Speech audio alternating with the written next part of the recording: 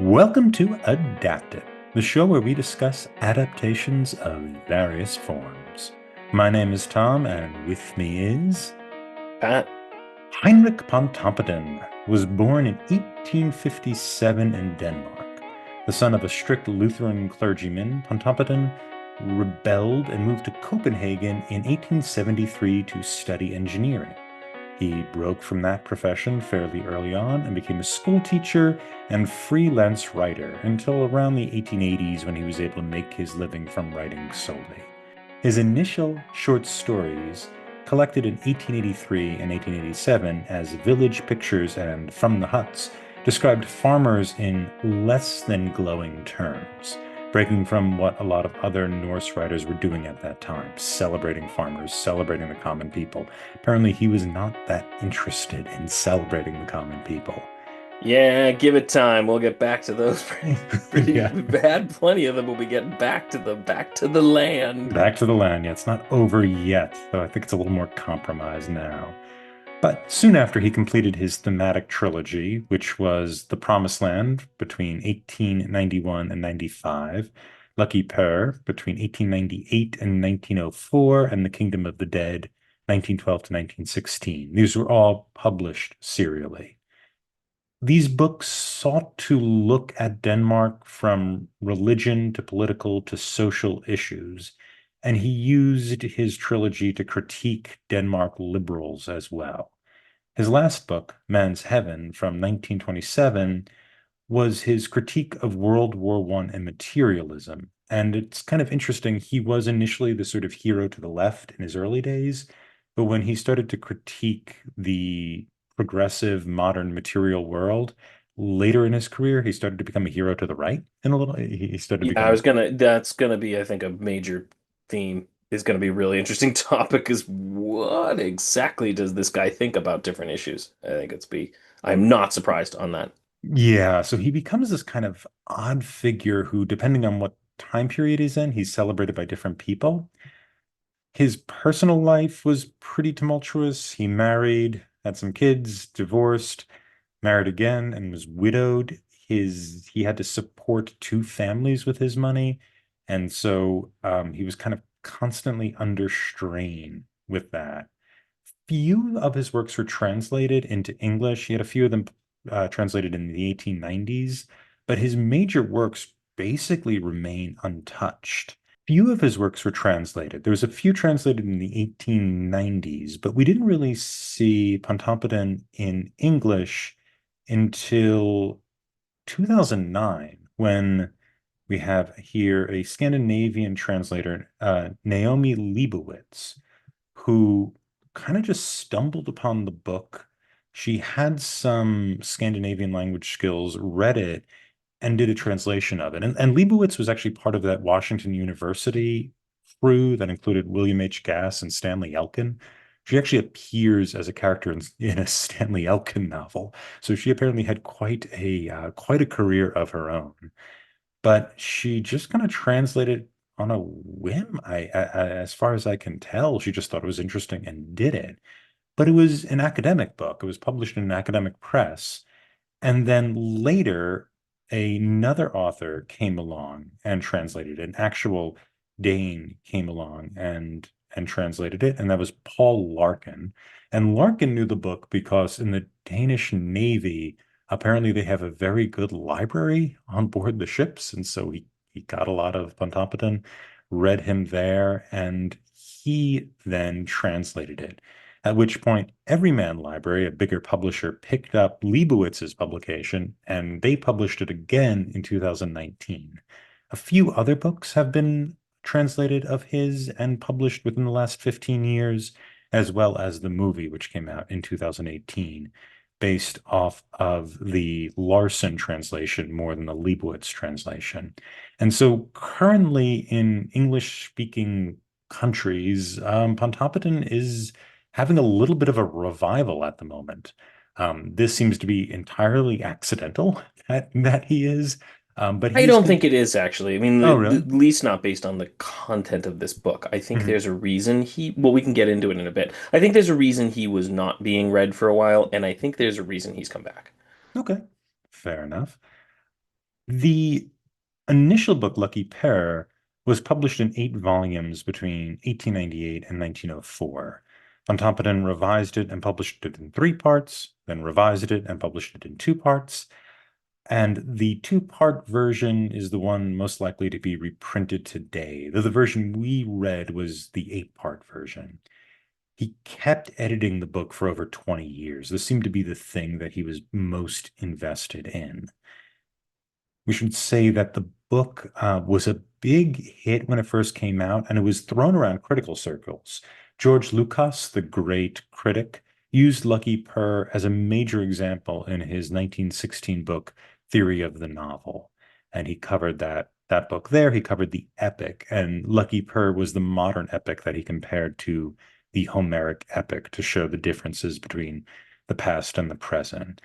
Um, and the same thing has sort of happened again in 2009. When the 2009 publication came out, Frederick Jameson, who might be the most famous literary critic after Harold Bloom, also did an article on Pontoppidan and this book with questions about the phenomenology of the happy ending, et cetera, et cetera.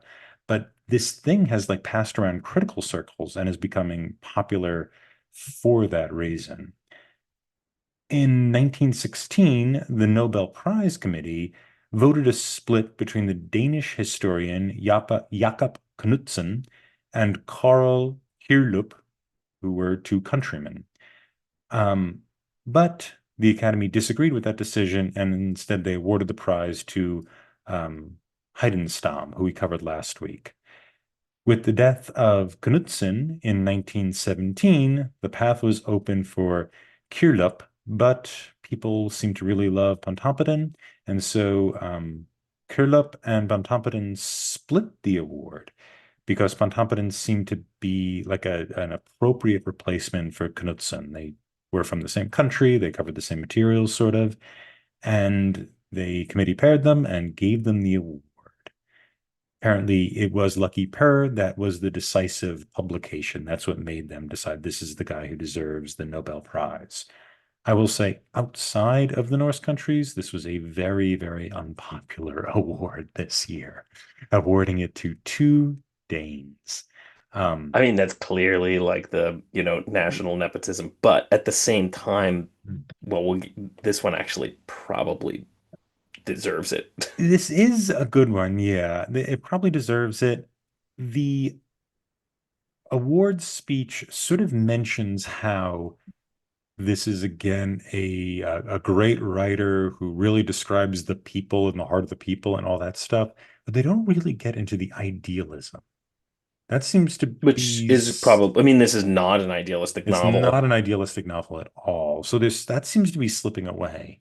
And so the fact that this was popular amongst the committee, and they seem to recognize that there is something different about this book than past award winners is, I think, important in terms of what's changing about the Nobel Prize.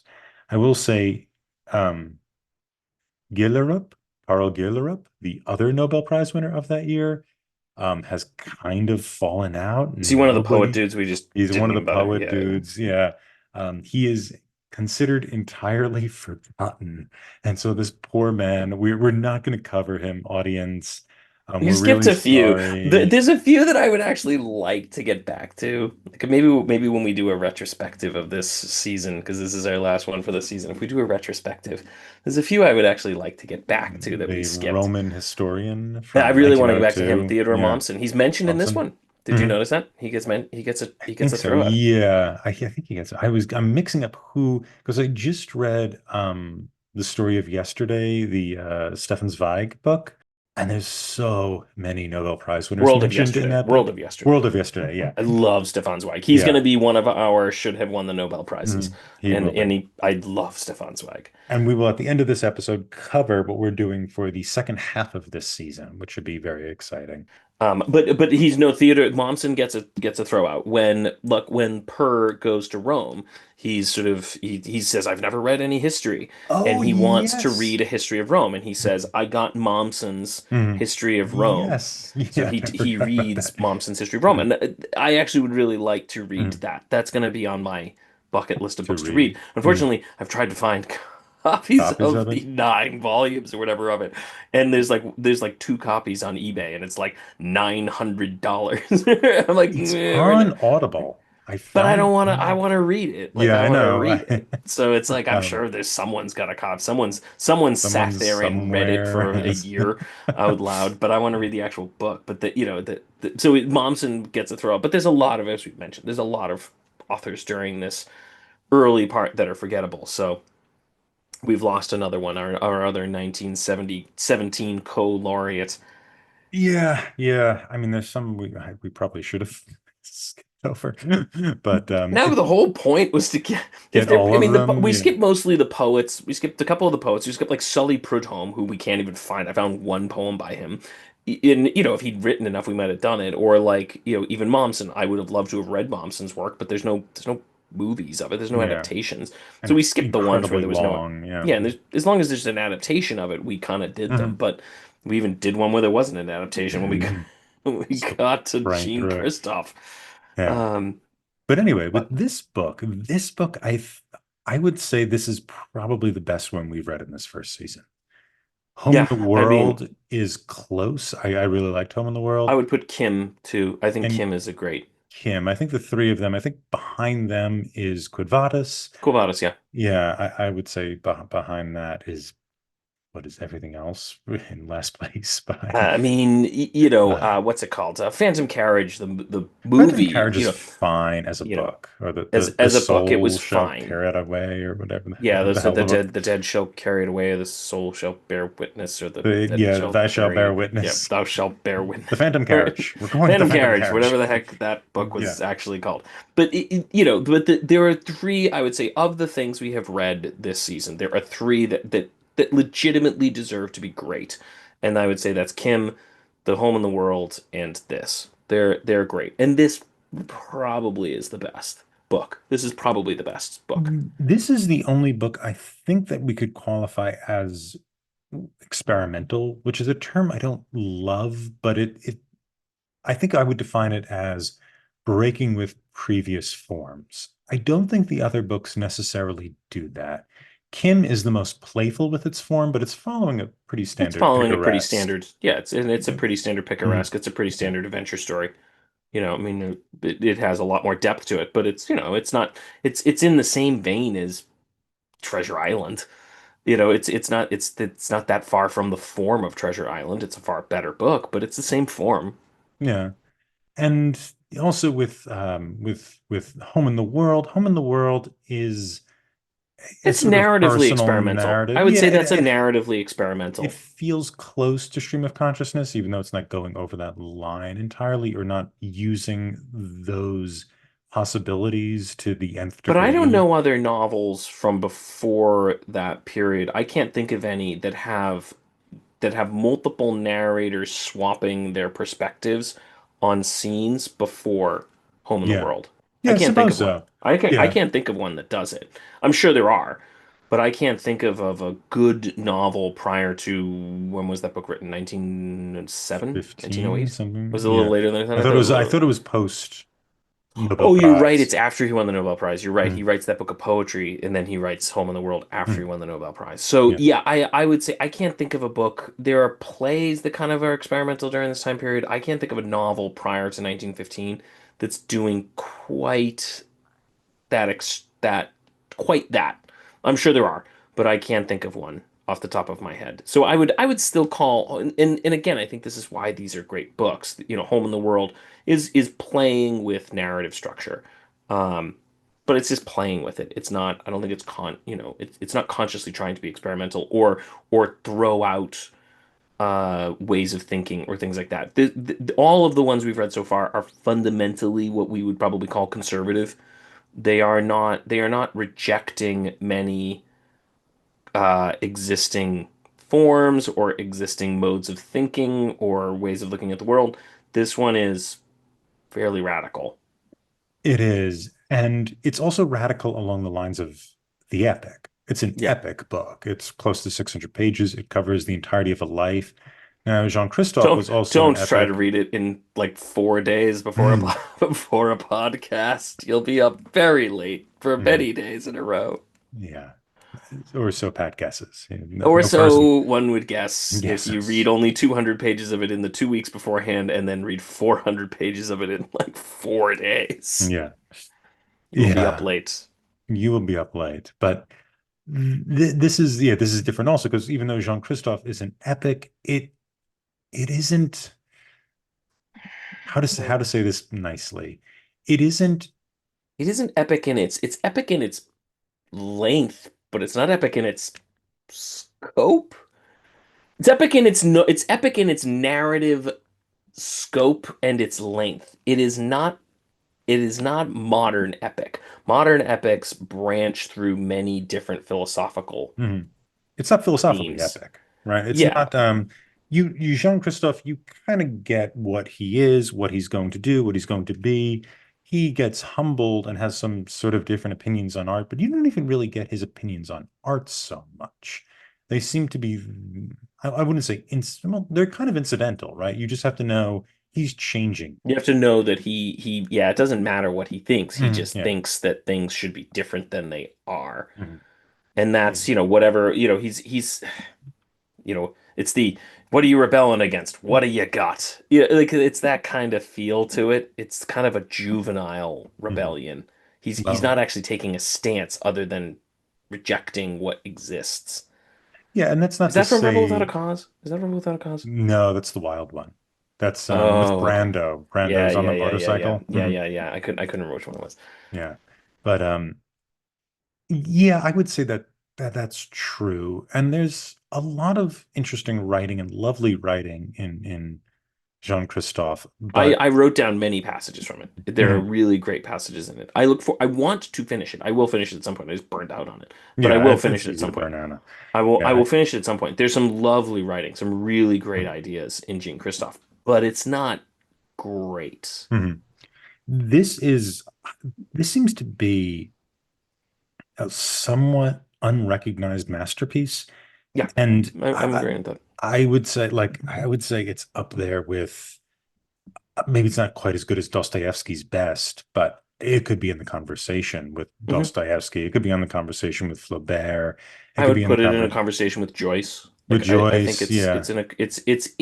it is shockingly in the same vein as those writers, Mhm. which you wouldn't think of it, especially based on that title. That Yeah. title is awful.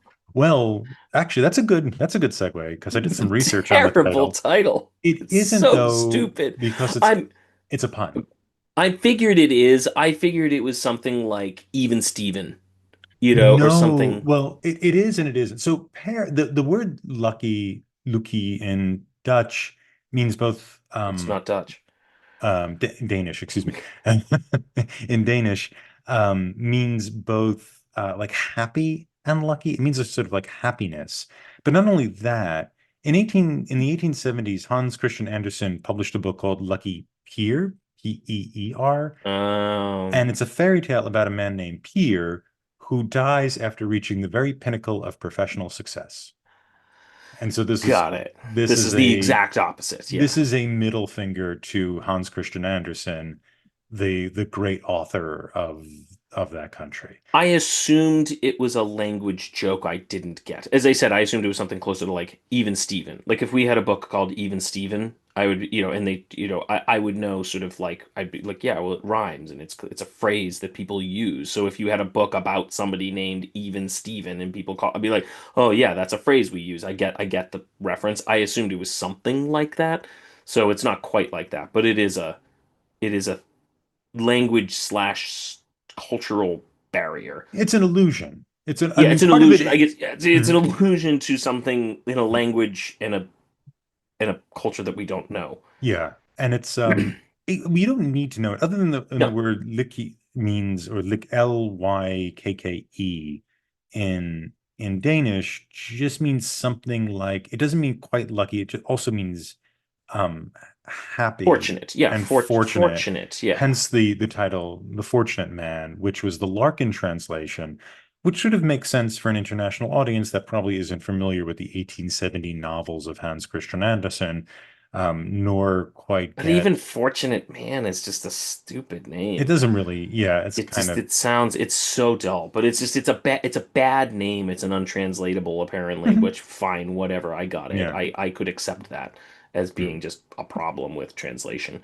But But it it's really works as a middle finger to Hans Christian yes, Andersen. Because if that you want to makes a give a lot of middle sense. finger to like the folk hero Of of your your country, country, yeah, yeah. that's a way to do it. I mean, it Uh, would be like somebody having a book called The Great Fatsby or something. yeah, Like it yeah, would just be yeah. like we'd all know what he's What the joking hell he's about. talking about? Like Yeah. and it's that's kind of a middle finger of like, yeah, I'm gonna Mm. write a book called The Great Fatsby, you fathead. Like Yeah, it's that sort of like I'm taking a classic thing we all love and I'm gonna tear it down. That yeah. would make sense. Like it's that, but you Mm. translate that into another language, everyone's gonna be like, I don't get it. Hmm. Like Are you 7 years old? El Is El that? Gatsby Gordo. Like like that doesn't that I don't get it. Like it's just I don't get it. So the translation doesn't, the cultural reference doesn't work. So Yes, but let's give a little plot to this, a little context. good luck. Thank Give a you. summary. Give a summary, So Tom. the summary I would give, I'd be very quick about this, is the son of a Lutheran pastor, Peter Sedenius. Is that how we're saying his name? I think that's it. Peter Sure, go Sedenius, with. whose nickname is Pear, decides to leave in anger because he does not like how he was raised. He was raised in kind of a brutal, cold way. And he goes off, he gets a scholarship to Copenhagen to become an He doesn't get a engineer. scholarship. He doesn't get a scholarship? No, his parents pay. His father pays for it. Does he? Oh, I thought his father Yeah. didn't pay for it. No, I his thought he said father he was. does pay for it. That's why I Oh, don't okay. like what they did in the movie. Oh, yeah. Okay, they changed the movie. I Yeah. didn't like that they changed that in the movie. The father does pay. The father says, like, I will contribute to this. And remember the brother comes to him and says, after father's died, you're gonna have to find your own way because he Yes, was the already the strange trying to send you the money to go to yeah. school. So Oh, fair the enough. father, that's why I don't like the movie when we get to it, I think is Mm, very unfair to the father. yeah. Well, the Father does pay. The father pays. okay. Father pays, and he eventually comes up with a plan to formulate a canal system Yeah. in Jutland, where he's from, and he thinks it'll make them competitive with Germany and et cetera, et cetera, et cetera. It's gonna make it the He Venice of the North. He's going to be the Venice of the North, and he ends up meeting Ivan Salmon, who is a the son of a wealthy secular Jewish family, and then being Jewish is pretty important in this book. And Not so he, much in the movie, but in the book, yes, yeah, it's yeah, I know. vital in the movie. In the movie, it's pastiche, Yeah. but it's coloring. It feels injected into the Yeah. movie for popular norms. But anyway, he ingratiates himself to them, and even though he upsets the chief civil engineer of the city, he ends up engaged to Jacobe, the daughter of the stepdaughter, right, of the No, patriarch. it's his daughter. That's Is it his his daughter. stepdaughter? I think it's his daughter. It's his oldest daughter. I don't think it's stepdaughter. Two of his children are his stepchildren. Oh, I might have missed that. Yeah, I think Ivan and she are his Oh, I missed stepchildren. that. That's fascinating. I missed Yeah. that. And There's a then lot. It's a lot I might have missed, but I did not catch that. yeah, I had to go back and look it up. And so I don't but yeah, so he goes and gets engaged to her, has a brief little flirtation with her sister, goes back to her, she gets pregnant, his mother dies. And this is And his where father dies. his father dies, but that isn't really what disrupts him so much. His mother dies, and he is going to take the coffin back to their home. The mother has since moved to the city where he is.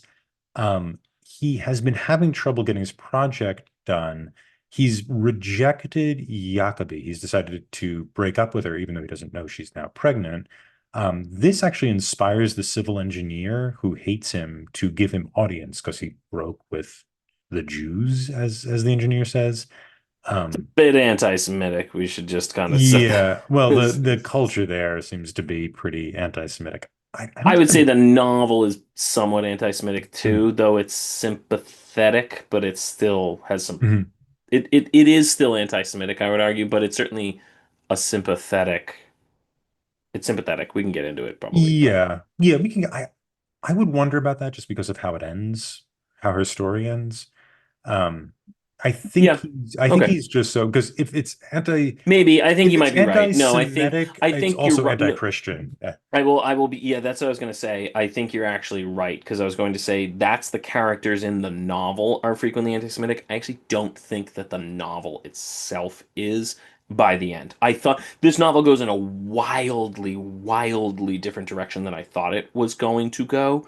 And so when I was reading most of it, I thought, yeah, this is a fairly anti-Semitic novel based on what it's doing.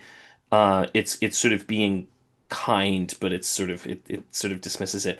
But now that I think about it, yes, the novel that's the characters in the novel. The novel itself is not because the ending is just the last 200 pages are just like it's a different book based on the same premise. It is wildly different than I thought it was going to go. And so this is the ending we were talking about. He Per can't make the meeting because he has to take his mother's coffin back, which is shown as basically that's going to end his career. He's not going to meet this meeting. This man is very stuck up.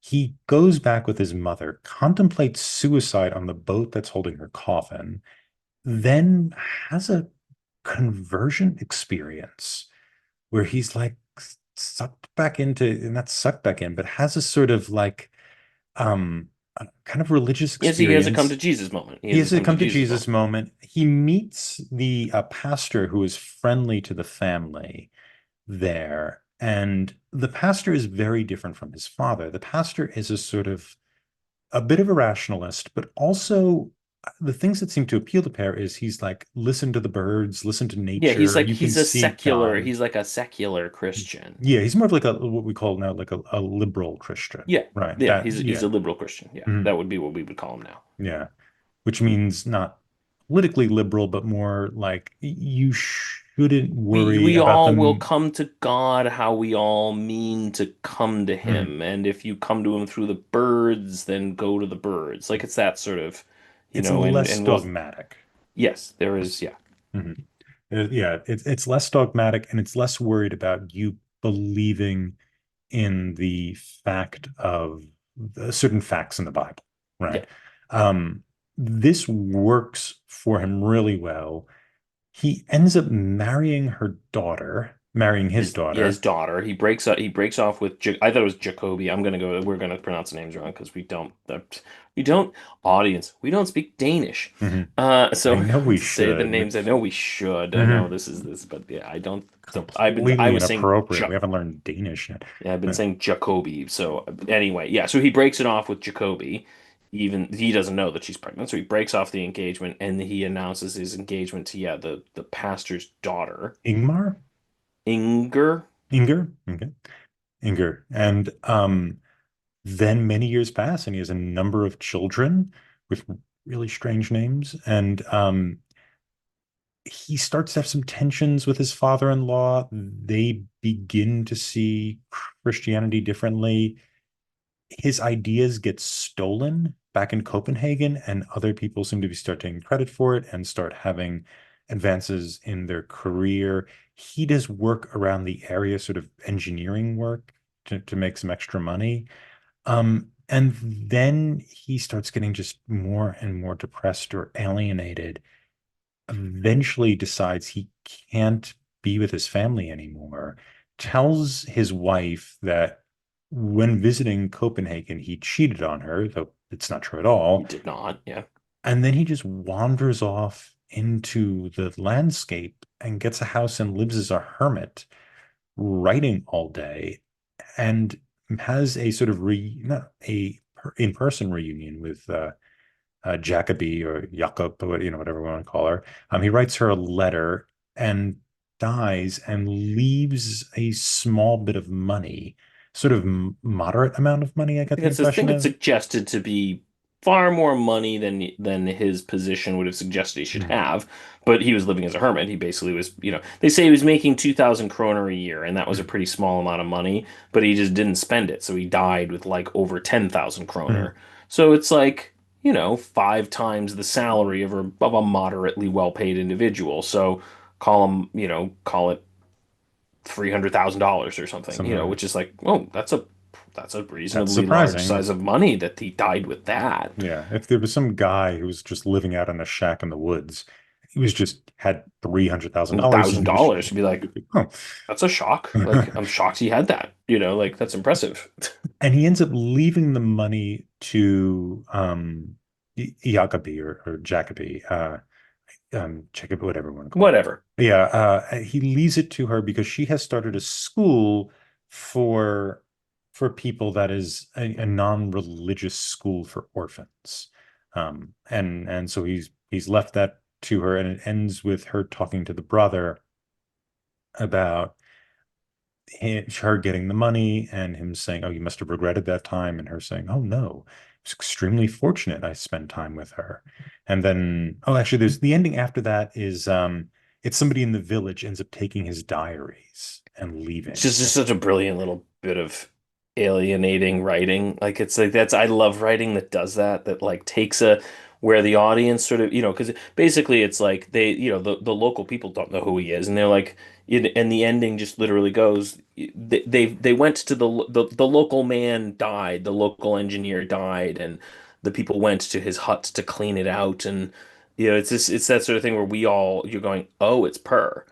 He died there, and it's sort of this alienating influence of other individuals looking at a person we've just spent 600 pages reading about, and you're seeing the perspective of people who barely know him better. We know him better than they know him, so seeing their outside perspective just puts your own. It's really good writing. It puts your own knowledge in perspective when you see an outsider looking at it at the very end. It's a really clever bit of writing. What's so profoundly interesting about the book is that structure, that movement. You do not expect that to come. You don't think, I thought I knew exactly where it was going. I yeah. thought I got it. I thought I knew it. He was Um, going to be humbled, repair, conquer. He's gonna be humbled. He's going to collect himself. He's going to become the top engineer. I didn't even think it was going that direction. I thought that way for a while. I thought, oh, it's gonna be he's gonna fail and then he's going to triumph and it's going to be modern science over superstition that's going to triumph. Then I kind of, as I went along, I thought, nah, I don't think that's where it's going. I think it's going a somewhat more romantic route. That would be the Mhm. Enlightenment kind of route. That strikes me as more the Jean Christoph kind of thing.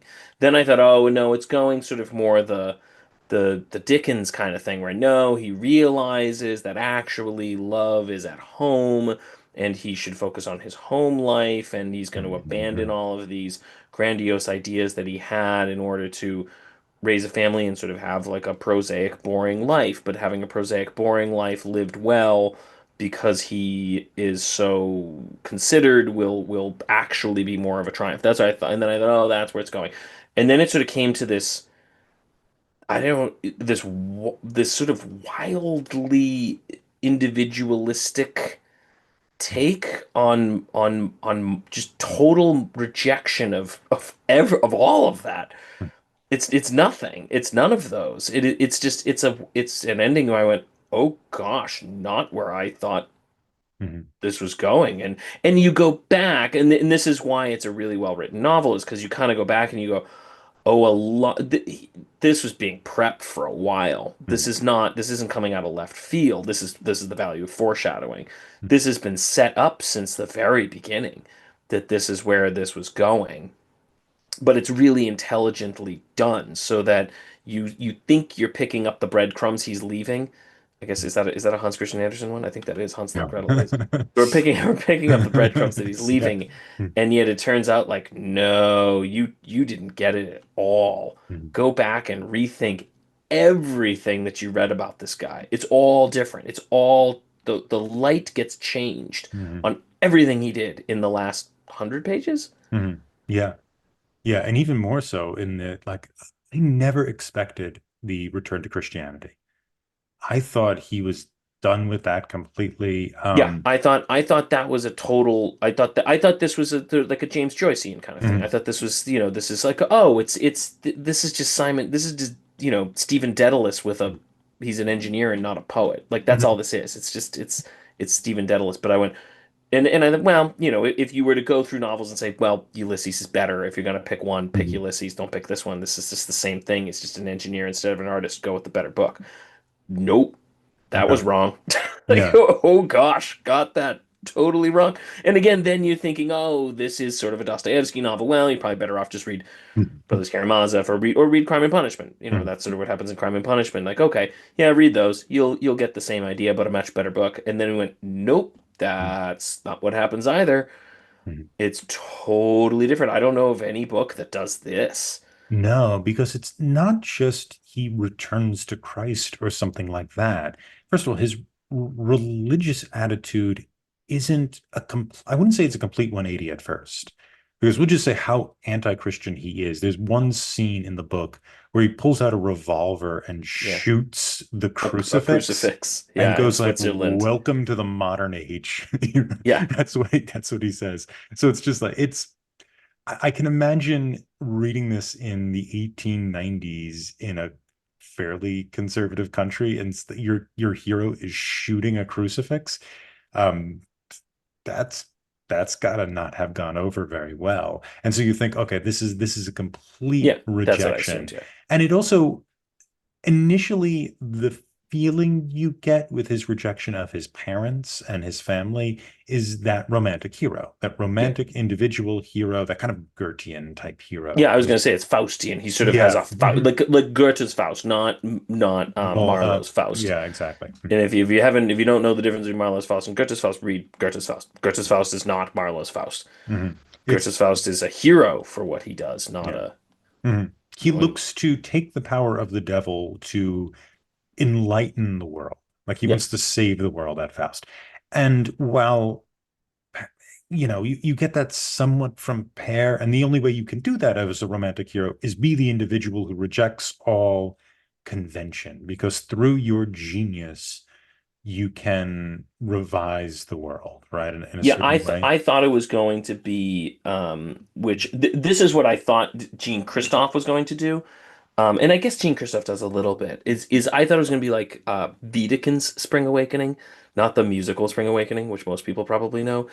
And in some ways that's what the movie. This is the problem with the movie. We haven't, we'll get to it later, but this is the problem with the movie. The movie is like the musical Spring Awakening. The Wiedekind Spring Awakening is a much deeper play than the musical was. Like it's a really deep play, and it's a comparable what you think is what's going on in Lucky Per, which is this sort of romantic, the birth of the romantic hero who's going to throw off all of morality and recreate the world for the better. That's what Spring Awakening sort of is, the play. The musical just sort of turns it into a thing about sex. And that's why it's like, well, that's just stupid. You missed it. Yes, sex is one of the components of morality that he rejects, but it's a lot deeper than that. And I think that's the problem with the movie. The movie just sort of picks one aspect of what Lucky Per rejects, which is specifically the Christianity aspect, and then just makes that sort of what the movie's about. And I'm like, that's not what the book is about. The book is a lot deeper than that. So that's the problem of what happens here. But that's what I thought it was going to be was, oh, this is the birth of the great romantic hero. And it's not. Like No. there are very few, there are very few books where I don't pick up on what they're doing well in advance. Like I don't pick up on their philosophical points well before they get to them because they're hammering them so hard and you can read them so far in advance. This thing does not. And it's hard to Hard to tell what it understand. even It is, is. yeah, because the his religious conversion is very much not a 180. It is not a it's not necessarily a come to Jesus. He doesn't mention anything about Christ. It's No. more about this, like it He almost does. He feels, does. He does he does. mention Christ? You're right. He does mention him though. I think he does when he talks about, but indirectly. He talks about him when he talks about sin and the passion. So he sort of recognizes the He elements recognizes the of passion. Yes, that yeah. is a mhm. And so that's why I say he recognizes the elements of it without necessarily recognizing the individual, but he does recognize the elements of the passion. He does recognize the elements of sin he recognizes that it's less of a 180 than it is than opening of his eyes, that it's always been there. That's the big thing. It's So it's another way of seeing. yeah. With his father, it was strict, it was dogma, it was cruel. With this new pastor, it is more, it's almost like pantheistic, right? It's just it's in nature. Like the passion is in nature all around, and you can follow nature to God, right? But There's he that kind also of, says, you're right, but he also says later on, and this is why I don't like the movie, and this is, there's something I do want to get to at least at some point when I thought I knew where the book was going. This is when I went, oh, this is a better book than I thought it was. It turned out to be a wildly better book than I thought it was. But when I thought it was going to be a better book, but there's a thing towards the end where he talks about how he says something. He's like, my father, the faith that my father taught me, and what my father taught me was like a medallion that I carried around with me, and I didn't even know. And you go back and you read the passages and you go, yep, that's exactly what the author was doing.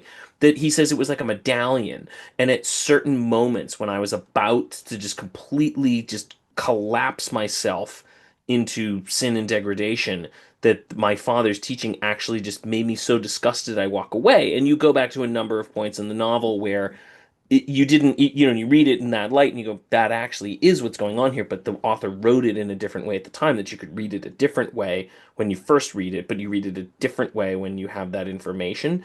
But so he does sort of have that, but he then completely and utterly rejects it later and says that's actually not what I thought. He thinks that's what it is, and then he says, actually, I don't even think I believe in God later, and he completely rejects that too. yeah. And And that's later. it's He a totally tells, different. So he opens his eyes. He sees that something has actually been sort of guiding him and protecting him the whole way. But then he later says, actually, I don't even think that was right. And he rejects that. yeah, and it turns into this sort of utter individual. Yeah, He's like an that's what utter I yeah. individual. And in one sense, I think the somewhat cheap reading is that this is a sort of version of Nietzsche. Like It's not. you could see some of the parallels, but that's Yes. not right. Right. So Nietzsche had this kind of rejection of everything, then he went crazy and died somewhat alone and isolated. Um, I don't think that's exactly what's going on But here. that's what Jean Christoph is. Jean Christoph and Spring Awakening are these sort of just somewhat naive understandings of the Superman. The Superman is an individual who will reject all of morality and rebuild humanity in his own image. That's essentially the Nietzschean ideal. This is like Nietzsche, but if Nietzsche was better, I get it. Like if this is a person who actually tries to do that, that's what you think. That's what I thought was going on in the beginning. I thought, oh, this is just another Nietzschean thing. But then you get to the end and you go, it's like a person who tried that, like a Dostoevsky hero, realized that it leads to collapse, tried to then change his life, realized that actually it's not that Nietzsche was wrong. It's that no, we're all just and again, it's not even existentialist. It's that we're all just individuals, and we have to realize ourselves as best we can, and how we realize ourselves has no impact on the rest of humanity. It's sort of this desperate total isolation. It's not existentialist. Existentialist is my actions represent the actions of all of humanity. That's like the Sartrean ideal. And Nietzsche is I will destroy all of humanity to rebuild it in my image. This is it doesn't matter. The only happiness you can have is to make yourself into whatever image you were meant to be, Yeah, right? I think so. There was Frederick Jameson's article argued that the ending, which ties to the title, is that the fortune or the happiness is something like a cosmic neutrality, where in the end he ends up so neutral vis-a-vis the rest of the world that there's a sort of peace or happiness in that, that he's not in anything. He's not religious or anti-religious anymore. He's not he's not pushing forward on anything. He's not going necessarily backward either. It's an isolation that it isn't existential or Nietzschean. it's neutral. It's a sort of neutral thing. And that's where I guess Jameson is arguing that that's where happiness is. It's a weird idea of happiness, though. I I'm not sure that it's meant to apply to all individuals because take mm, Inga. Inga at the end, I think the idea is that's Per's happiness. yes. Oh, yeah. I'm not saying I'm not speaking universally, Yeah, but I and I think don't that's think you the important can. point of the novel. I think, and this is why, I'll finish this point, and then I want to just transition for a second. But I think that's what's really going on here is that that's Per's happiness. That's no one else's happiness. And his sacrifice is sort of that and what he recognizes is the way that he is hardwired and the way that his family has been hardwired is that they will drag other individuals down into sort of their darkness, their cave, their sort of troll-like nature, and they will be happy living as trolls, but they can't be around other people because they'll drag them down with them. But Inga, so by sort of saying that he had cheated on his wife with another woman and then leaving, that gives her an excuse to get away, and she writes him a letter. It's at the end of the very end of the book. You find the letter. And she wrote him a letter saying, "Thank you. I understand what you did. I know why you did it now. It was a good thing that you left us, that you're so toxic that your way of living cannot be my way of living, and you saved us. You've made us happy and the children are happy now." So I don't think it's only him that ends the thing happy. This is why, by the way, I think that it just died, because so much of the 20th century you can't be neutral. You can't be a true individual. You're being dragged into every possible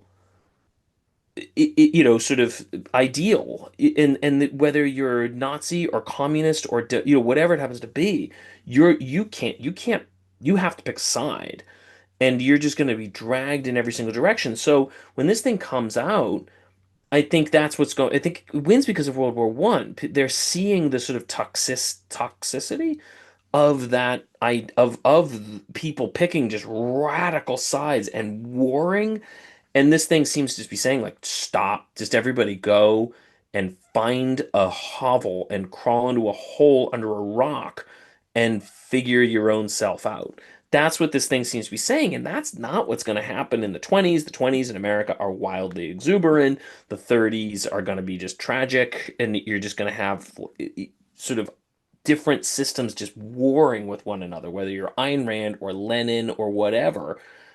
You are there is you pick a side, and so I think that's why it just never really gets a lot of attention, because everybody's gonna hate it because it rejects everything.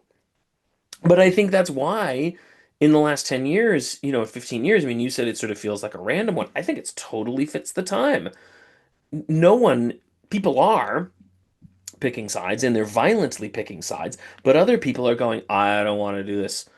I want to. It feels like the fourth century desert monks going and just being like, "I'm Yes, going standing on out." a pillar. I'm going to stand on a Yeah, pillar for 20 years. yeah. This is one of my favorite saints. Simeon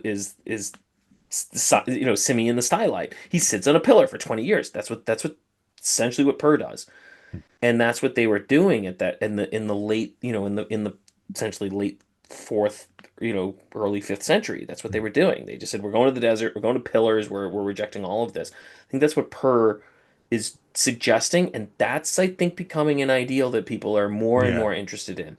That's why I think it went away for so long, because you couldn't do that, and I think that's why it's coming back. I think this novel has a huge amount to say Oh, to a yeah. modern audience that he no, I never seen anyone write this. He anticipated it.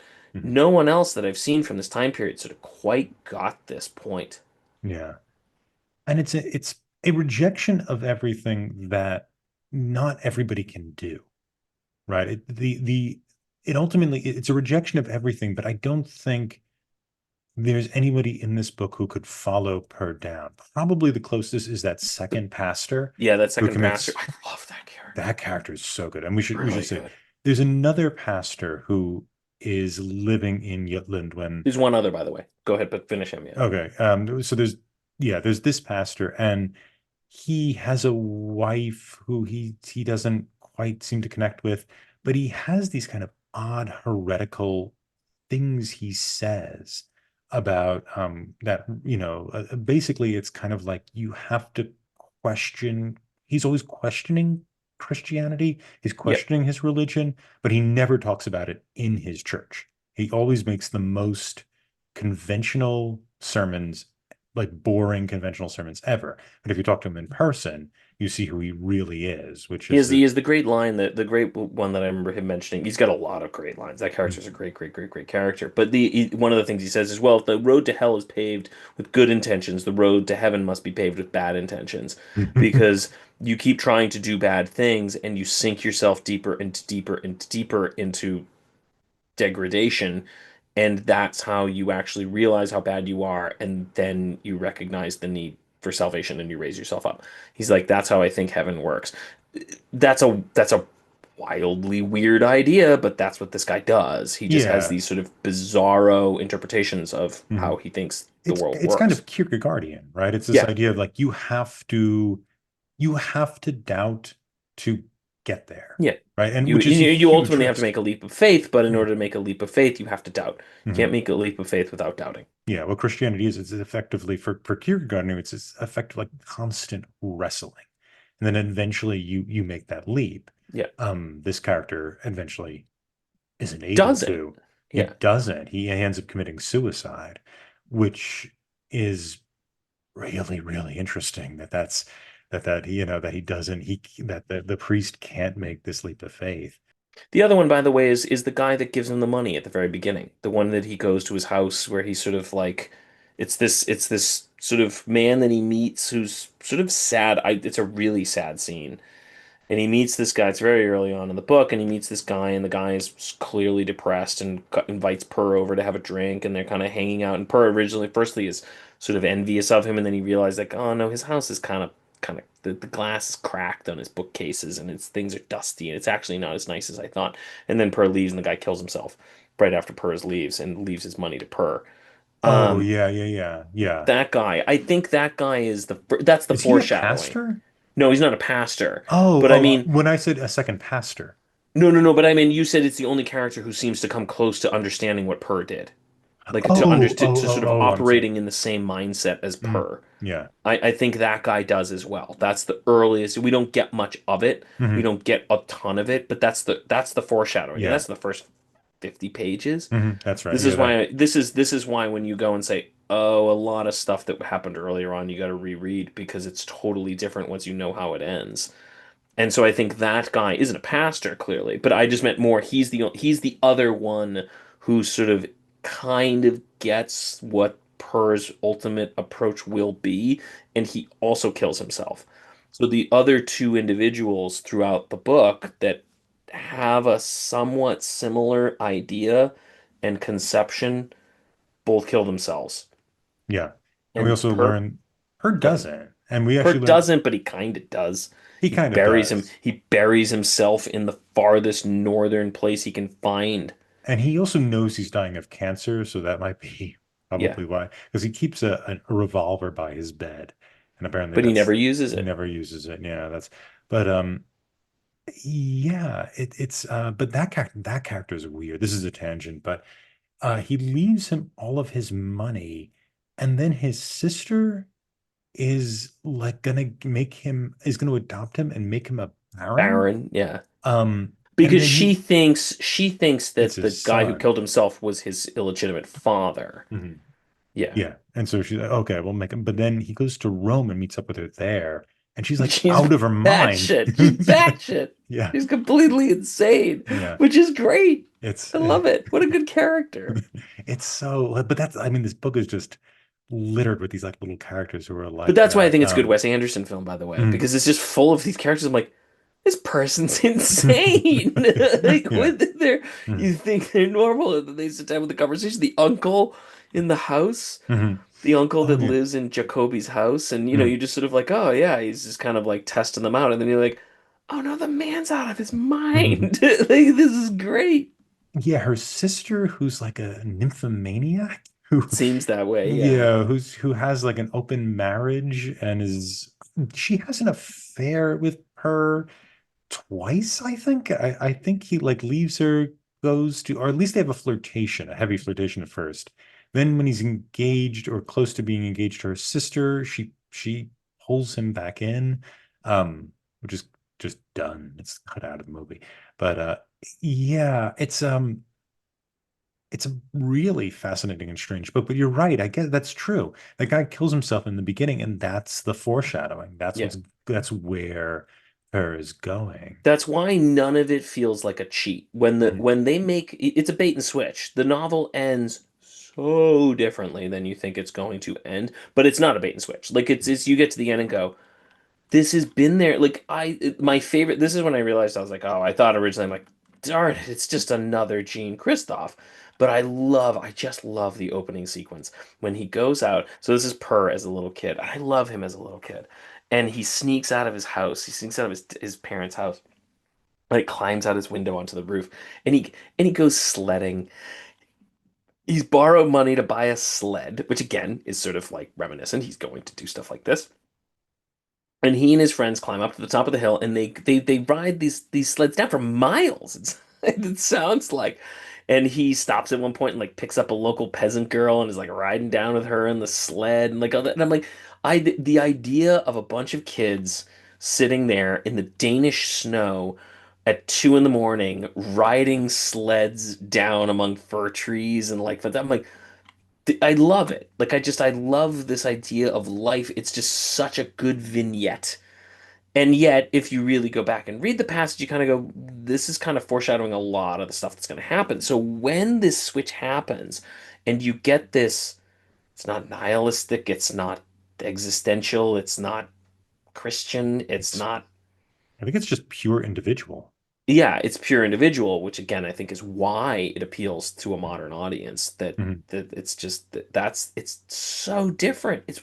I've never seen anything like it. It's Yeah, wild. but that's what I guess that's what really pure individualism is. It's Is no isms, no. right? It's the absence of isms. But And it's a even and that is sort of what like Ulysses and James Joyce is trying to do is like the individual is the artist and he just creates. This isn't even like the individual creates. It's not about creation. It's not about an artist. It's not like being God. It's just no, you just figure yourself out. That's it. Per doesn't do anything. He accomplishes nothing in the end except to give his money to Jacoby in their school. That's it. There's no sensation here that it's like at the end of Quo Vadis where the money goes to found the church. There's no sense that any of it had any meaning except to him. And that's all that really mattered. What his life and his death only mattered essentially to him, and it's not selfish. That's what mattered. That's how the novel is presenting happiness. And it's yeah, just that's a good. presentation of happiness. It's It's like good God. Like it's just so different. Mhm. It's Yeah, really good. It's a yeah, it's really, really really good. good book. I don't think there's another book I've like never that. seen. I don't know of Yeah, any I've book never, that. yeah, I can't even imagine a kind of version of that kind of radical individualism. No, Nothing else is as is has that kind of vision of either individualism or of happiness. no. Right? We're going to revolutionize the concept of happiness in which it is just something matters for me and Yeah, stop. that's it. Yeah. What I would and I it's just what a cool book. What a cool book. What a stupid adaptation of it as a film.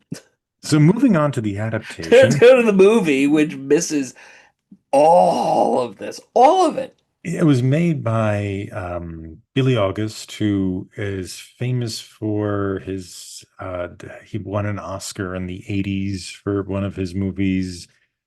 I mean, first of all, the movie looks terrible. It looks like a BBC film. Yeah, it reminds me a lot of like it looks like it was like Danish Jane Eyre is sort of what it felt like it was going Or with from the like a beginning. Dickens. Like if you ever see these like how BBC like churns out adaptations of Dickens, these like 12-hour serials of Dickens. It looks like one Yeah, of no, yeah, those. yeah, that's actually a better. Yeah, Dickens is probably better than Jane Eyre. I was going more with like the religious fanatic girl is raised Oh, in a religiously yeah. fanatic world who then kind of leaves it. But no, you're right. Dickens is probably I'm just better. thinking of the look more than But no, more than but no, that's what I mean. But it's a BBC version of Jane Eyre. Like it just has that look and feel of the BBC version of Jane Eyre. But you're right. It's a BBC version looks of cheap. They're Great clearly Expectations. in front of green screens for the big landscape stuff. Like whenever you have like a nice mountain set or something like that, he's clearly It's also odd the way, and I'm guessing this was digital, but it's also because they don't do this anymore. And I think the last movie to really do like this kind of tonal coloring with on actual film was Oh Brother Where Art Thou, so everyone just does it digitally now. But it's like it has this weird tonal thing where it's like some things are very brown, like they're very tan, and then other scenes are very gray. Like there's, I'm like, you clearly just like amped up the gray on your whatever software you used to edit this, and then you go to like the fancy houses, and they're like, turn the white up, and it is like everything's very bright. Like okay, I get it. I understand how you are using color. Like it, and that's just the like it, yeah. we weren't confused here. But it looks awful for Looks that. awful. It's very. I have an interesting factoid about tonal coloring. That's kind of funny, but it's very like claustrophobic. They clearly don't have enough money to show all of Copenhagen all the time, so things are just there's like a lot of mid shots or close-in shots that seem completely phony. It just looks phony. And then in terms of the adaptation choices, while the actor who plays Per is, I think, a talented actor, he's The whole scene with him when he like throws the rocks at the crucifixes is pretty stupid. yeah, He it's a just pretty looks bad like an scene. idiot. Yeah, that's a And it's bad scene. also so poorly directed. Like you have made every single bad choice in that scene. But he comes off like a cad. And now Purr is not a nice guy. I would not want Purr to date my sister or be around my family, right? Um he is somewhat Machiavellian in the first bit of the book. He Well, he does wants to be, yeah. yeah, yeah. I mean, he's pretty casual with women. At one point, he sees another like attractive woman who's richer than Oh uh, yeah, that's a great Jacoby, and he's moment. like, "Well, I could date her, and then She'd be even more money. Yeah, I she mean would he's be he's Jewish. Yeah, yeah, I I wouldn't mean have to it's deal with yeah, and it." it's literally a like, God, I wouldn't have to deal with that. And even as he's like there's a great line even again, it's very early on, and it's like he hadn't thought about marrying. He realized now it could really improve his career prospects. Yeah, Like, yeah, he's kind of a jerk. yeah. Um, but but he's not the movie just it has a terrible sequence like very it, in the early movie like when he's a kid he's just kind of like a goofy kid and he does sort of stupid things and you kind of laugh at them. Then when he goes to the city like at one point he needs to go to the Solomon house and he's like I have to have a wardrobe, so he goes and borrows money and buys a wardrobe. Fine. In the movie they have him go and steal the clothing, and it's like, well, that's different. Like, he's not a thief. He's not lying. Like, and he lies all the time. Like, he very rarely lies to the Solomon family. With Ivan, he's like, I was just in Austria doing this stuff. I'm like, he didn't do that. Like, none of this is, you're making him out to be, you're trying to present a type to the audience. Like the film, and this is the problem with the film, any film adaptation. Films have a lot less subtlety and a lot less time. They need the audience to know who the character is fairly quickly, and so they're basically going to assume the audience has a Rolodex of types that they're sort of scanning through to be like, which one is this? And is okay, so he's not rich, so as I said, the type they seem to be setting him up to be is the one from Catch Me If You Can. That's the type they've picked, is the clever rogue who's coming from poverty but is going to force his way into the ranks of the rich in order to rise up. It's the Catch Me If You Can, it's the 6 Degrees of Separation character. That's what they have decided he's going to be. They're going to But with a Rolodex him. little bit of Goodwill Hunting. Yes, with a little bit of Goodwill Hunting. Yes. And they're going to Rolodex him to that. Like he is really clever. He actually is really good at a particular thing, but we're gonna present him as this clever rogue who scampers into people's hearts and bedrooms in order to further his prospects Yeah, and as he escapes from his overly religious father. I think Like we're that's supposed lazy. it is lazy, and I think we're supposed to see it all as very charming. Like, look at him get that suit, lying Yeah. about his chauffeur is going to come later and pay. Yeah, that's Um, why I say it's Catch Me If You Can. It's yeah, charming. mhm. It's supposed to, It's and her is not charming in the book. remotely. And that No. he's there is a lot of attraction for him because he's this like thick kind of rural guy. I think they describe him as stout a lot. Like he's just this kind of like stout big guy who, is sort of other than them. He is this kind of like alien. He's attractive. He is physically attractive, but he isn't this, yeah, he isn't um kind of he isn't this cad. That's what it is. He's not a cad. No. He is, as you said, he very rarely lies. He He's a is jerk, he's a but he's jerk. He's sure he's correct about everything, but he isn't there to like out charm everyone. Um, no.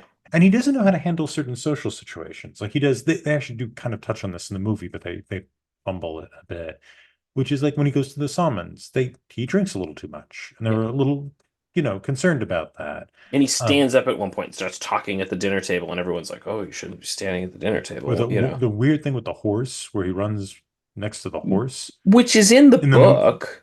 No, yeah, that's what I'm saying. It's in the book, but it's Yeah. another like faux pas. Yeah. In the movie, these things are like what happens in so to back up. For some reason, it's like a joke where he's upset that Jacobi is flirting with this other guy, his competitor. And so he makes this thing about how he can outrun the horse. And so he just outruns the horse who's pulling the carriage on the street. Yeah, they're using it as like a metaphor for their relationship. That it's Yeah. like, a human shouldn't try to outrun a horse. And clearly Per's competitor is like, I'm the horse. I'm already in the lead. You shouldn't try to outrun me. And and they're sort of having a veiled conversation about it, and everyone knows what they're talking about. And in the book, it's sort of like Per makes this faux pas of sort of being like, well, I'm gonna prove to you I can outrun a horse, and so he does.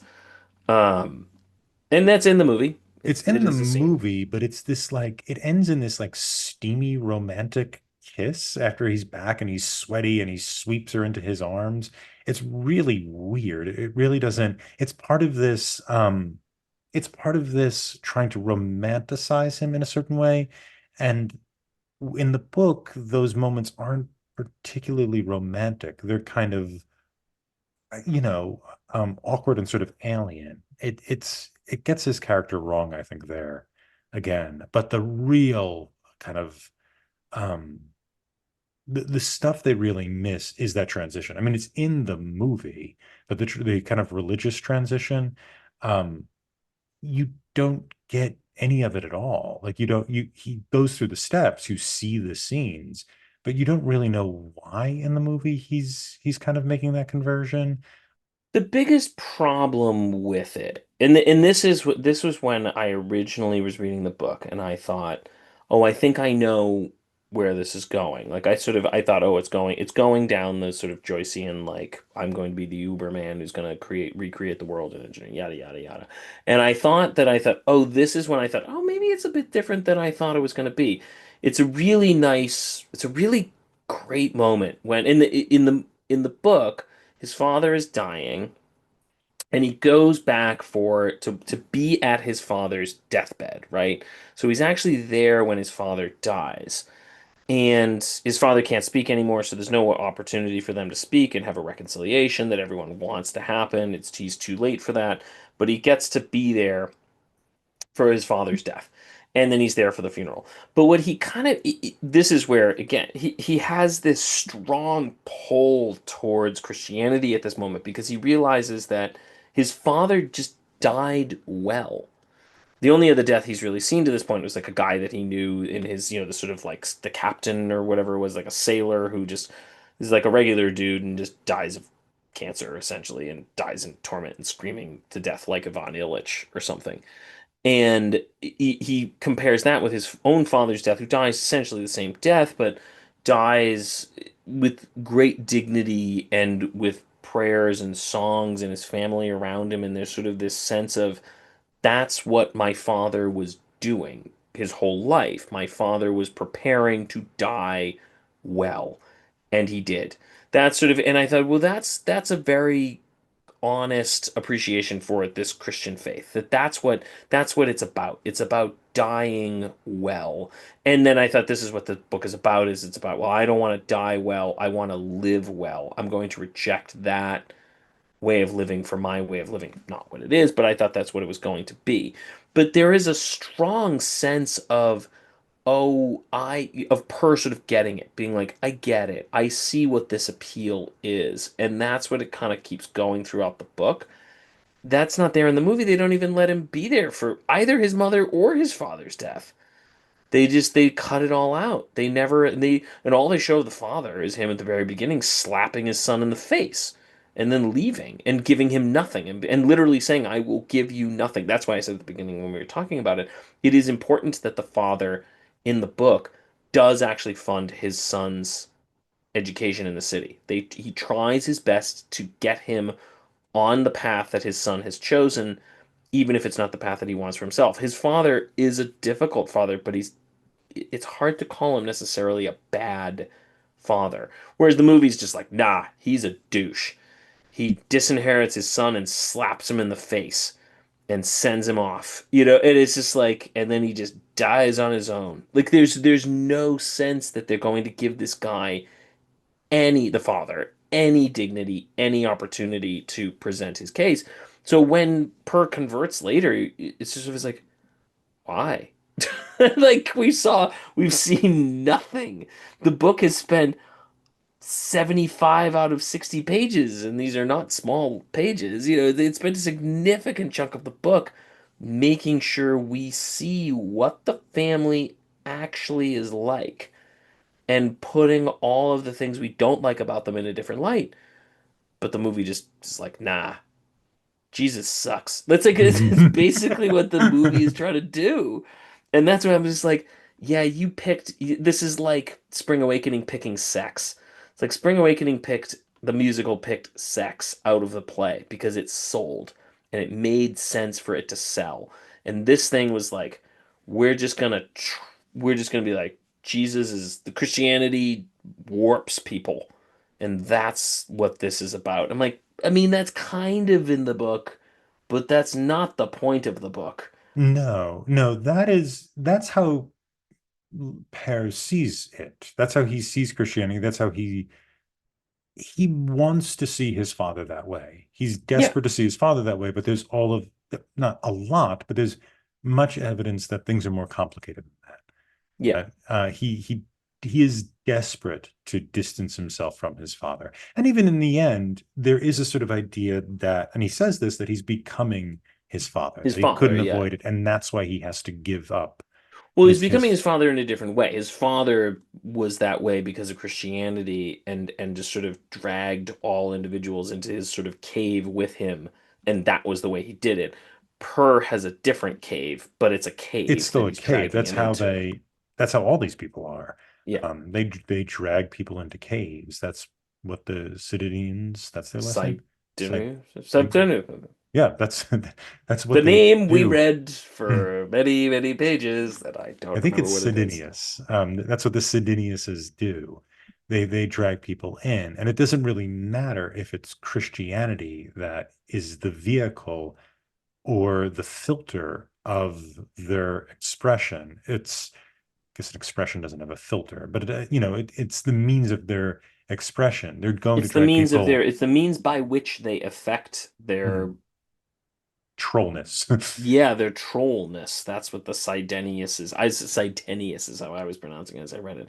That's how they affect their trollness. They drag other individuals into this sort of darkness that they have. And Per isn't doing it the same way, but he's doing it with his own son. Mm. Yeah. But there is, but as you said, like he at least died a good death. There's these temptations, and you see them with the mother too. He's he can't stand her sort of self-effacing, but it's eventually her death that sparks everything, that starts the that initial transformation in the last third of the book. Um, you don't get any of that really, and even in the meeting with the mother, I'm not entirely sure. I didn't find the meeting particularly convincing either. Um, yeah, it's a real, and then It's a the end. lazy movie. Like It's a it's a movie that wants to make a point that's not what the book is, but Yeah. it wants to use the credibility or the fame of the book Hmm. to just It makes an say, anti-Christian romance. It's also a yeah, romance because um, Jacobi comes to him at the end. It doesn't happen in the book, but in the movie, she comes to him in his isolation and they have a reconciliation. And that seems to be that relationship is supposed to be held up as I don't know if they actually say, I think she says, I never really understand you. But in the movie, it seems to indicate that this is somehow a heart to heart, that their relationship is one that lands on something like mutual understanding. It's that the ending, making her go to him at the end, elevates her character in a way that I don't think is what we're supposed to get out of that book. Um, yeah, but it's anyway, the worst kind of adaptation in that it just makes everything worse. Like yeah, it mhm. just there's It n crushes things. It's a simplifier. yeah. Yeah, Yeah. it just crushes things, and this is why I hate the musical Spring Awakening, and I love the play Spring Awakening, but this is just a devastating take on a book. It Mm. just makes the book so much worse. Could you adapt this though? No, you I don't shouldn't. think you No, could. I think you it's couldn't, just and you shouldn't. yeah. This is the medium. Like this is what Mhm, a really good book is. mhm. You can't do this. This should never be dramatized. Ever, Yeah, ever, you'd have ever. to have Don't do it. so much exposition. Um, That's what if you've ever read like Hans Urs von Balthasar.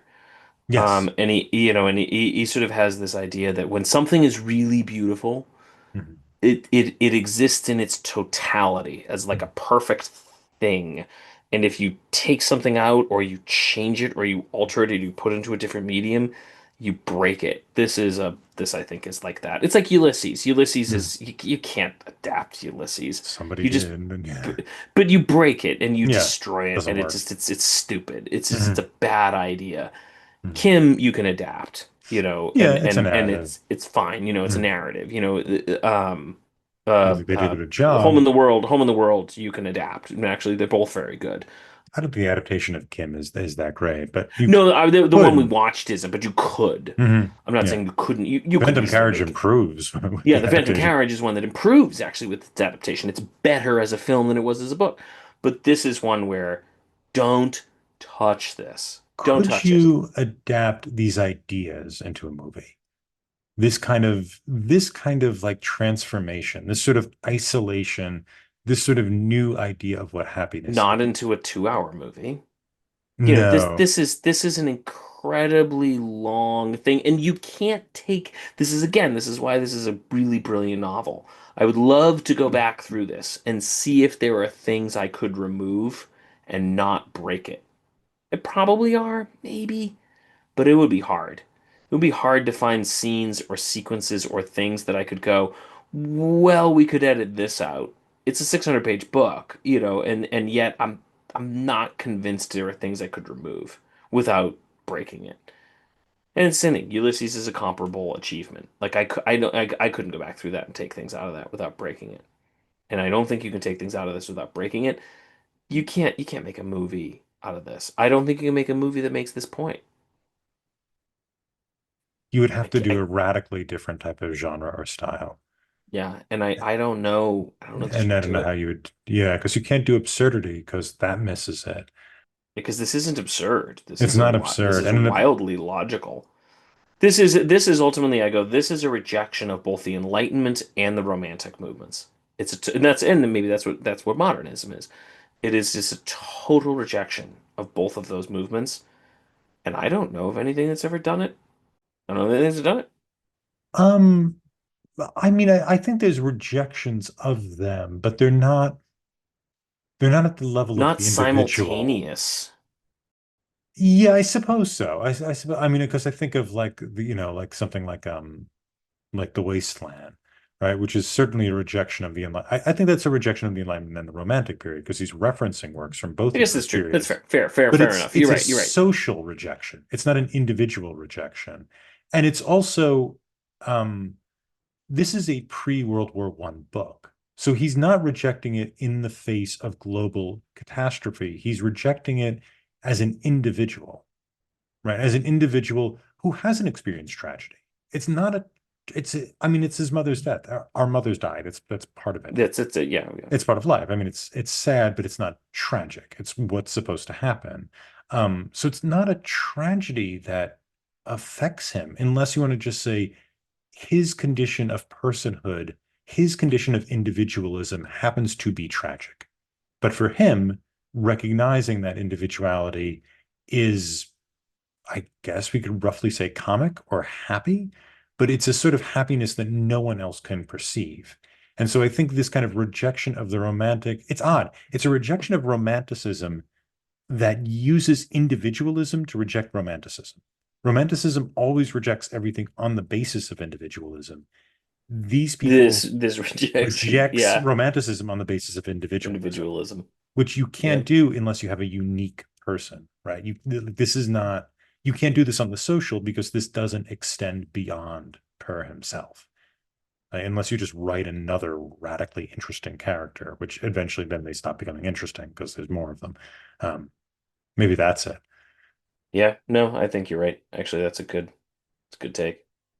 I mean, people need to read this thing. It's just the people need to read this thing. Yeah, I This mean, needs a lot more attention this podcast needs more views for that sake. for For the just this thing, sake, yeah, and someone needs to spend a lot more time with yeah, this. on this. I mean, there's some critics coming out. James Wood just wrote a pretty long, or maybe 6 years ago. Oh God, is he the guy that wrote that How Fiction Works? Oh, maybe. I don't know if his essay's any good. A lot of people have been disagreeing with it, but I yeah, think he wrote he's, the How. I think he wrote the How Fiction Works thing. yeah, maybe. I don't know. But he's got it kind of popularized a little bit. Frederick Jameson, who I have a lot of trouble. He is Marxist Yeah, that's primo. James Woods. It's James Woods. Yeah, but No, not the actor. But it's not the actor. yeah, Yeah, he it's wrote this is the How James. When I first saw the How Fiction Works by James Wood, I went, "What the?" I gotta read this one. yeah, I mean, yeah. How Fiction Works is fine, But but it's yeah, Frederick Jameson wrote that essay on it, which I think is his essay is pretty good, but it's getting some sort of popularity now. And yeah, that would it be, should. it really should be one of those like great in those great novel classes, right? We read like what, Don Quixote, Flaubert, Dostoevsky, Yeah, I mean, Tolstoy, for you sure. should go Crime and Punishment. You should go Mm, Anna Karenina. You should go. Well, I guess you go Lucky Per first. Yeah, and then you should mm, go Lucky Per, yeah. and then you should go to Joyce. Yeah, I think, yeah. Like And then after, yeah, Joyce then you should after go to that. Joyce. You Mhm. know, it's but that's the sequence. That would Like be a this is. great class. Imagine a class Can where you you imagine go doing those four together? Like like the do Brothers K or Crime and Punishment, yeah, Lucky Per, her Anna Anna Karenina Karenina. and then Ulysses, or even just Portrait. Yeah, Put those four together. Good God, that's a good course. that's And a this thing really good finishes course. it. Like you don't that's a good course by itself. Like those three by themselves. So you do Brothers K, even Crime and Punishment. You know, if you want to do individual novels, do Crime and Punishment, Anna Karenina, and Portrait. Because I think you should do that. Actually, don't do Brothers K. You need individuals if you're going to do this. It's for individuals. Radical individualism in the in modern literature, and put Crime and Punishment, Anna Karenina, and Portrait together, Portrait of the Artist, put those together, but put this in here, and you totally changed the discussion. The discussion is different, wildly different. That means this thing's really good. It you could put those four together, and they can and should be, and those are arguably the best novels written in the last 150 years, and this pops right into those four. Yeah. Easily And fits in it's those four. and doing something different. It's not Yep. repeating any of it. No. Yeah. It's different. It's adding to the discussion in a wildly different way, and it fits with those four, and it Mhm. should be Yeah. with those. Yeah, let's do it. Let's make our class. Yep. Uh, all right. Any other things you want to say about Lucky Per? Nah, go read it. Yeah, It's long, but it's I think I'm gonna, when I get a it's worth the chance, time. read the other translation. I read the 2009, 2010, I read the 19. I read the same one, the Everyman one. oh, we read the Everman one. Yeah, yeah. Yeah, that was originally published in 2009 or 10, and then Everyman picked it up and published it again Okay. in 19. But the Philip Larkin translation has gotten a lot of positive feed for whatever it's Buzz. worth. Buzz, yeah, as much as these things get buzz. Um, but anyway, so audience, we are going to present the second half of this season, in which we're going to select works that we thought We thought should should have have won. won the Nobel Prize. So our criteria are individuals that were alive when the prize was first announced, but died before 1917. 17. So they have to have died before 1917. So they can't win it going forward any longer, but they could have won it during this time period. Yeah, so that's our criteria. And we're going to be looking at, Criterium. It's only one oh, criterion. there is only one. Yeah. Yeah, so that's our criterion. And my suggestion for next week, because he died so very quickly, and I think we should do it in death order. Who died first, who died second, is Zola. Oh, Zola. I Zola died 1902. I can't, God, what are we reading? Dude, so tired. What are we reading? Well, we could take 2 weeks to Nana? Do you want to do. do Nana? Well, I had a suggestion here. You said it was Chekhov and Ibsen. We could do those first. We don't have to do them in No, death no, order. We don't have to no. do them in death order. We could, No, no. if We we do, picked we a could do theme. Death Order Chekhov. is funniest. Death Order is funniest. Let's go with Funniest. Zola. Well, we could. So there's Le Bête Humain, which is the human animal, which was made into a movie directed by Jean Renoir. Oh, that's fun. Yeah. Yeah, that could be good. So I would say if you like this book, check out these other adaptations, but I don't think there are any other adaptations of his work. So And I if think we you should agree. Don't don't read an do it. adaptation. Read the book. And if you can find, I'm going to try and look and see if I can find other works of his. My You mentioned understanding, there's a trilogy. I'd love to read the other it's a two. thematic trilogy. Yeah. This is the middle one. I'm told the other But ones yep. are longer and significantly duller. Okay, well I then think this maybe I'll is just stick I to think this is Anakarena the in the next. Okay, gem. yeah, we'll move on. But anyway, so if you like this, if you heard this podcast, read this book. We need more people to read this book. But what we're going to do is next week, we're going to start on the flip side of our Nobel Prize season. You can rate and review this show anywhere fine podcasts are available. For those viewing in YouTube land, if you haven't already, please like this video, subscribe to the Talking Studios channel for all our exciting content, and follow us on social media at Talking Studios. Check out other shows by Talking Studios, including Talking Pictures Trivia, where we explore movies through trivia, Keep Making Movies, where we explore micro-budget films, Limited Lexicon, where we play through text-based adventure games, and Get the Point, where we slowly reveal a movie poster and try to guess which movie poster it is. Got a question for us? Call the Talking Studios hotline at 201-467-8679 and leave a message. It may be featured on a future episode. And if you haven't already, please subscribe to Adapt It, wherever fine podcasts are found.